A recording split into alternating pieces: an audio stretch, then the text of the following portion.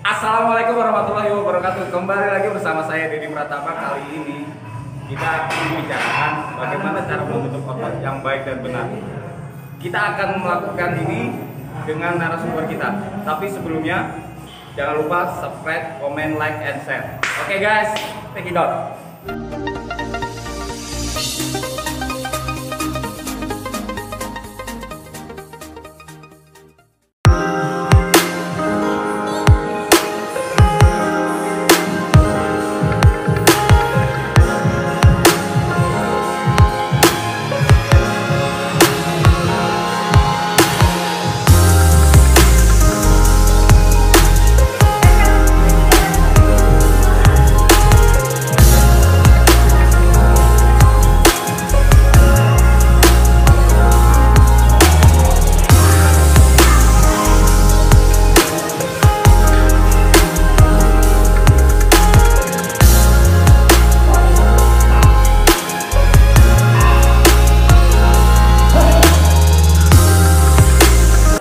Assalamualaikum warahmatullahi wabarakatuh. Kita kembali lagi, sahabat Maskal. Tadi pembicaraan gimana caranya pembentukan otot yang baik dan benar. Gini, bersama sahabat saya, boleh perkenalkan diri? Ya, perkenalkan saya Dr. Ahmad Mudasir, spesialis penyakit dalam di Rumah Sakit Prima Sangatta. Oke, kita tanya-tanyakan gini dok. Ya. Ini masalah otot. Kebanyakan ini para ini nih. Yang nge-gym di tempat fitness pada banyak bertanya, Bang, kenapa ya kalau kita latihan selama 1-2 bulan kok belum ada pembentukan ototnya? Belum ada. Itu gimana itu? Gimana dok? Jadi sebenarnya dalam pembentukan otot itu bukan cuma latihan jadi utama, tapi dari nutrisi. Yang kedua adalah istirahat.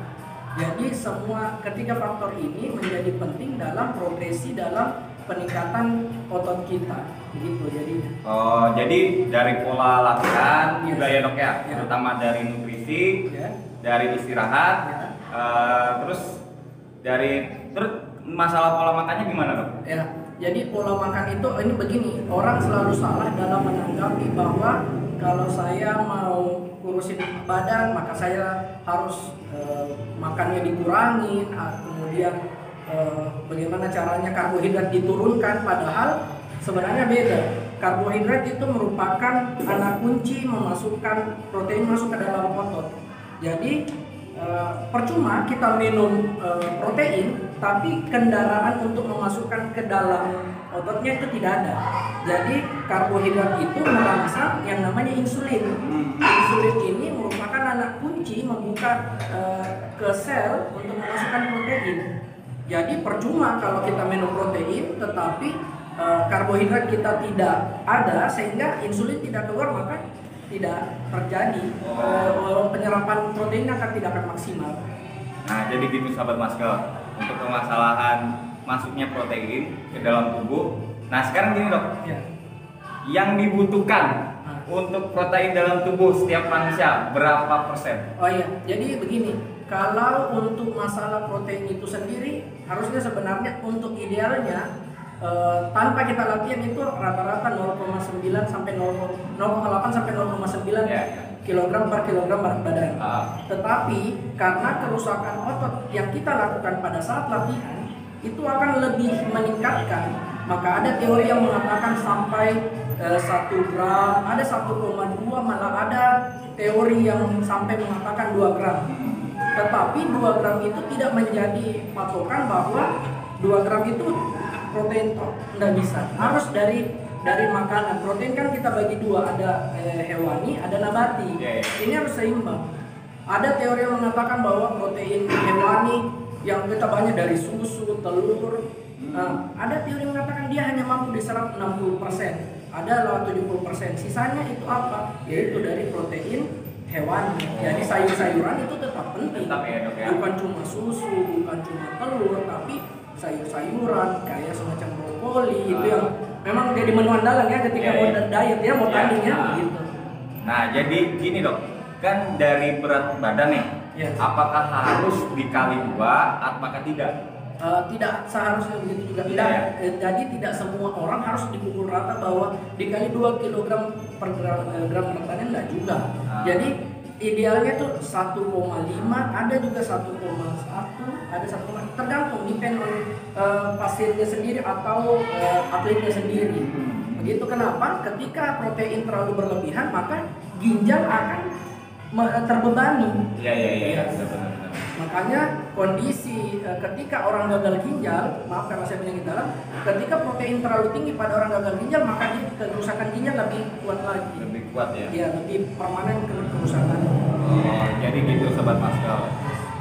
Permasalahannya dari protein ke dalam tubuh. Jadi gini Sobat Maskal.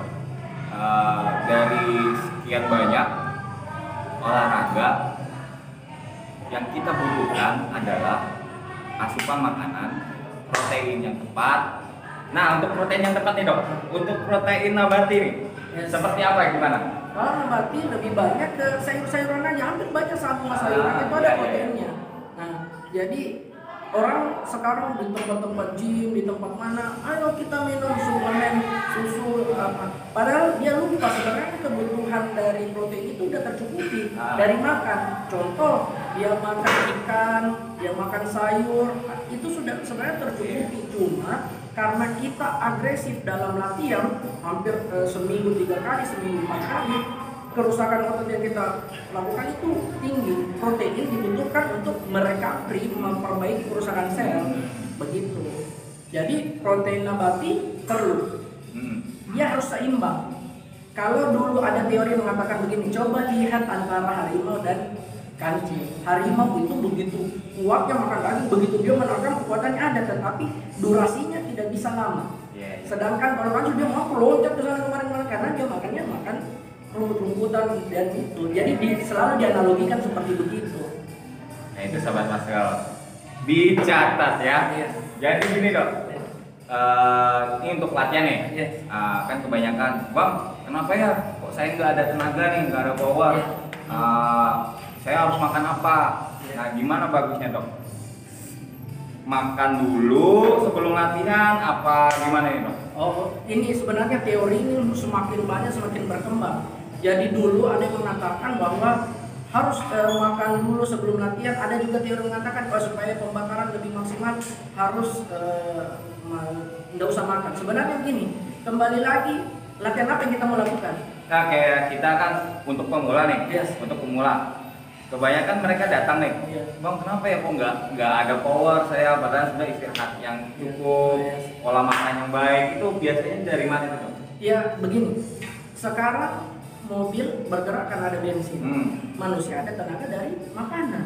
Jadi kalau kita tidak makan ketika sebelum gym, maka otomatis tenaga kita akan turun jauh. Kenapa? Karena asupan kita tidak memenuhi untuk kebutuhan kita latihan.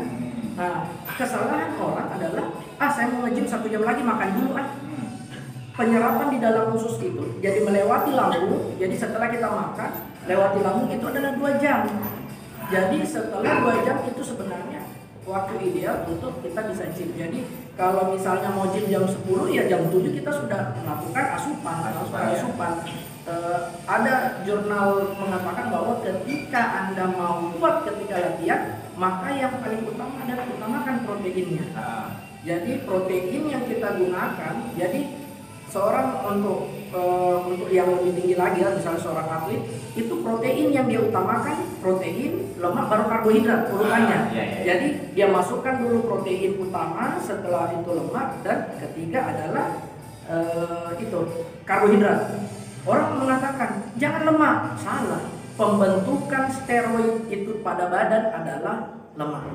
Kenapa? Dokter sudah menyarankan steroid, bukan. Di badan kita ada namanya steroid secara alami keluar, yang itu dihasilkan hormon laki-laki yang disebut testosteron. Nah, testosteron itu bekerja ketika ada asupan lemak yang baik. Jadi apakah haram pada saat kita diet atau kita lagi berolahraga, haramkan memakan yang berlemak? Justru tidak. Masukkan lemak yang baik itu akan membantu pembentukan otot. Kenapa? Salah satu yang untuk laki-laki ya, yang membantu pembentukan otot secara maksimal adalah adanya hormon testosteron. Gitu. Ya, hormon testosteron berada. Karena di dalam tubuh kita sudah ada alami, Ah, testosteron alami. Tuh, jadi tinggal latihannya dok ya. Tinggal latihannya. Untuk latihan yang bagus nih buat pemula nih seminggu berapa kali dok? Sebenarnya ini juga banyak perdebatan masalah latihan. Kalau masalah latihan dulu teori yang lama dianut itu adalah 3 sampai 4 kali seminggu. Nah, sekarang kita balik teori baru. Bagaimana mengatakan latihannya? Sebenarnya boleh latihan setiap hari, tetapi ada catatannya.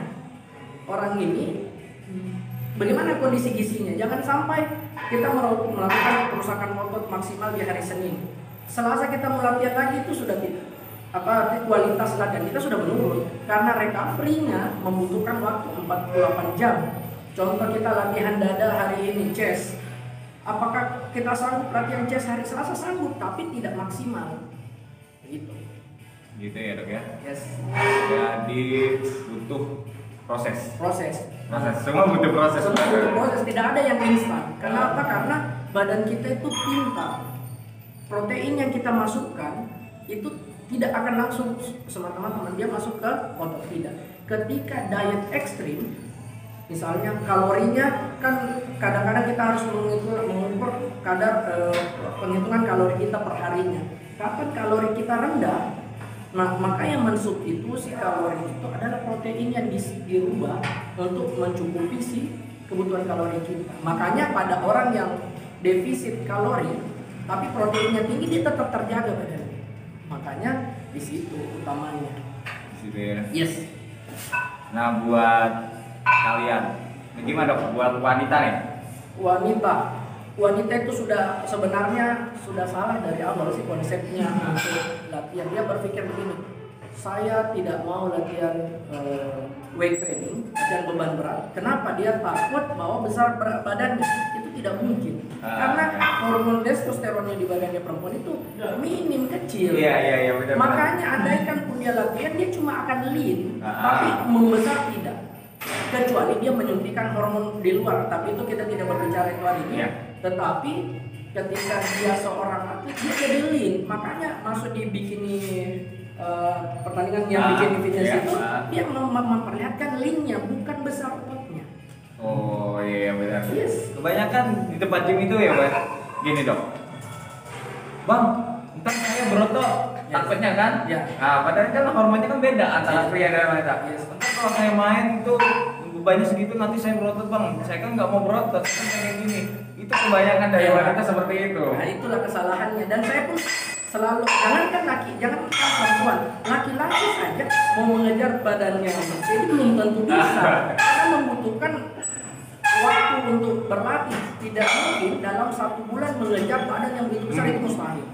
Yes. Kecuali dia menggunakan jalan pintas yang lain, tapi itu kita tidak berbicara itu. Jadi dia memakai jalan pintas latihan. Jadi apakah saya bisa mengejar Mas Dedi? Bisa, tapi mungkin tahun depan atau 2 tahun lagi. Gitu. Karena pertumbuhan otot itu cuma 0,9 sampai 1 gram per kilogram beban. Jadi nambahnya sedikit. Jadi kalau ada yang bilang begini, saya takut nih segede Mas Dedi, tidak mungkin. Kalau dalam sebulan bullshit itu cerita. Biar dia latihan pagi siang malam, paling masuk ke rumah sakit. Iya, itu hal yang tidak mungkin. Kenapa? Makanya ada orang kadang-kadang kita ke tempat gym, dia bilang begini, Bang, latihan sudah berapa lama? Baru 3 bulan. Nah itu kan sebenarnya pembohongan publik juga sebenarnya. Saya latihan 3 bulan nih sebelum kita. Iya. Baru jalannya gimana gitu ya? Makanya hal itu yang menyatakan bahwa kesalahan bahwa saya mau segede begitu, tidak bisa. Dia butuh proses. Sama dengan perempuan pun butuh proses. Kenapa? Sebenarnya di atas umur 30 sampai 35 ke atas, laki-laki hormon testosteronnya akan cenderung menurun. Apalagi tingkat stresnya tinggi, itu cepat jatuh. Makanya laki-laki di Indonesia begitu umur 30-35 itu cepat kelihatan lebih menua kalau dia tidak olahraga dengan baik. Makanya mungkin kita lihat ada teman-teman kita di sini tua tapi berkualitas karena benar. Memang dari awalnya dia seorang yang senang dengan gym. Iya, gitu. Wah, jadi sahabat Pascal, cerita dari dokter ini selalu diingat ya. Nah, jadi gini dok, ada lagi beban. Ini kita latihan lagi nih, masalah latihan, pola latihan. Untuk pemula, beban maksimal untuk pemula nih dok. itu harus dikondisikan melihat dari postur tubuh atau kekuatan dia. Sebenarnya yang paling utama adalah basic dia punya basic kekuatan dia. Ya. Contoh misalnya saya memang bukan seorang gym, tapi di kantoran biasa saya bantu mengangkat barang apa, sebenarnya dia punya kekuatan. Jadi itulah pentingnya sebenarnya seorang personal trainer di dalam situ. Karena personal trainer itu yang melihat kemampuan untuk menekan misalnya bebannya segini. Kadang-kadang kan orang pemula datang ego, lihat temanku di samping kanan mengangkat 10 kilo, saya harus 12 kilo, padahal nggak begitu. Ujung akhirnya dia datang hari ini terjadi DOMS, Soners, itu akan menganyang, akhirnya dia nggak datang besok. Karena dia selalu ego ya. Ego melihatnya temannya naik tambah beban, ego nih dia rasa kayak wah aku bisa. Padahal salah nih. Salah gerakannya. Jatuhnya cedera. Banyak-banyaknya gerakan kan akhirnya salah. Besoknya tangannya kaku. Sudah tidak datang. Tunggu datang seminggu lagi kok badan saya tidak jadi. Jadi harus ini ya dok ya, berapa persen dari kekuatannya dia? Yes. Jadi kita itu kalau berangkat dari gym, namanya gimnastik itu adalah bagaimana proses kita mencari kekuatan kita di situ adalah pertama cari beban yang baik, yang tidak ringan tapi tidak berat. Kadang-kala kita melakukan bicep kan, tapi karena keberatan kita pakai secondary muscle. Secondary muscle itu adalah kita pakai dari back, dari latissimus dorsi kita pakai mengayun. Padahal sebenarnya bicep itu adalah hanya bicep yang berat. Cuma karena keberatan dia mengayun. Nah itu yang sudah kebanyakan yang badan ikut bantu ini ya. Itu namanya kita pakai secondary muscle. Berarti otot yang kedua yang kita pakai. Makanya ada orang saya latihan kok beban yang berat tapi tidak mencapai maksimal ya karena dia pakai secondary muscle, otot yang kedua. Jadi kan kalau kita bicep adalah bagaimana dia bergerak sudah selesai. Tapi kalau kadang-kadang kita cheating, dia curang, dia mengambil dari bawah. Dia mengangkat, memutar. Secara kayak mengeruk gitu kan. Akhirnya dia banyak otot yang terkena, tapi otot utamanya nggak kena. Sekarang buat teman-teman nih ada yang mau tanya nggak? Nah, yang saya pentingkan ketiga adalah istirahat. Begini. Istirahat itu memegang peranan penting. Kenapa? Ketika kita tidur malam, maka human growth hormone itu meningkat. Human growth hormone itu salah satu faktor untuk membesarkan otot. Nah, human growth hormone itu muncul ketika kita puasa dalam kondisi berpuasa dalam 12 jam. Makanya prinsip dari Deddy Corbuzier itu adalah OCD, itu benar. Jadi ketika kita berpuasa lebih dari 12 jam, maka human growth hormone itu akan meningkat. Nah, yang kedua adalah tidur yang tenang, lelap. Bagaimana tidur yang lelap adalah ketika ada namanya hormon yang merangsang keluar human growth hormone, namanya melatonin. Melatonin itu keluar ketika lampu kita mati. Makanya untuk sahabat-sahabat masa kalau mau tidur, matikan lampunya. Karena dia merangsang melatonin untuk menghasilkan human growth hormone. Makanya di situ peran istirahat, peran tidur malam pada pembentukan otot. Begitu. Jangan begadang, tidak baik. Otot akan menyusut. Akan terjadi katabolik ya dok? Ya, katabolik. Percuma dong sia-sia latihan ya. Pagi sore begadang. Tidak otot tidak bertumbuh maksimal. Makanya istirahat yang baik itu adalah apakah harus 8 jam nanti enggak. Kita masuk dalam kondisi tidur lelap 3 jam 4 jam itu bangun oke. Kalau kita lihat seorang atlet dia tidur sudah jam 10, jam 11, jam 6 pagi dia sudah siap untuk hari. Nah pada saat itu dia badan sudah fresh karena mereka karena adanya human growth hormone yang meningkat ketika kita istirahat. Jadi begitu sobat Maskel, mudah-mudahan ini cerita ini buat sahabat Maskel jadi pelajaran.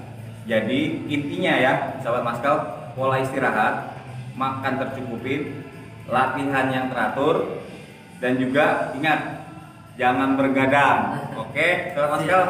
Oke, kembali sampai jumpa video berikutnya. Oke, goodbye.